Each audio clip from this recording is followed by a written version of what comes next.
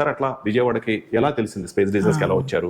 Good afternoon అండి. నేను అశోక్ గారి ఇంటర్వ్యూ చూశాను యూట్యూబ్ లో. ఇక్కడ మనకు లోకల్ గా దొరికే డబ్ల్యూపీసీ సాఫ్ట్ గా ఉంది, థ్రెడ్ ఈజీగా చేస్తా ఉంది. బయట స్ట్రాంగ్ గా ఉండే డబ్ల్యూపీసీ కావాలని మేము సెర్చ్ ఇట్.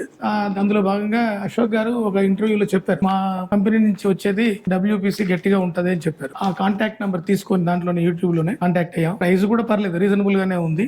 మాకు డే 1 నుంచి, అంటే ఇది ఫినిషింగ్ స్టేజ్ లోనే కంపెనీని అప్రోచ్ అయ్యాం. డే 1 నుంచి పంపించారు ఆయన.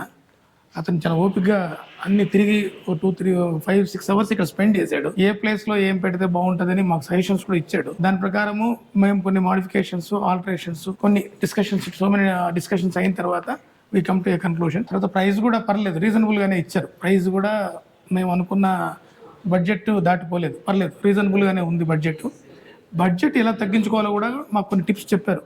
సెమీ మాడ్యులర్ వేసుకోండి సార్, దాంట్లో అది మొత్తం అయితే ఇంత ఖర్చు అవుతుంది, సెమీ మాడ్యులర్ అయితే ఇంత ఖర్చు అవుతుందని ఆ వీడియోస్ చూపించారు. ఇంతకుముందు వాళ్ళు చేసిన సైట్స్ చూపించారు. ఇందులో వీళ్ళు నచ్చింది ఏంటంటే, మేము వెరిఫై చేస్తే ఫ్రెండ్స్ని తెలంగాణ, ఆంధ్రప్రదేశ్లో నియర్లీ ఒక 300 to 400 యూనిట్స్ చేస్తున్నారని తెలిసింది.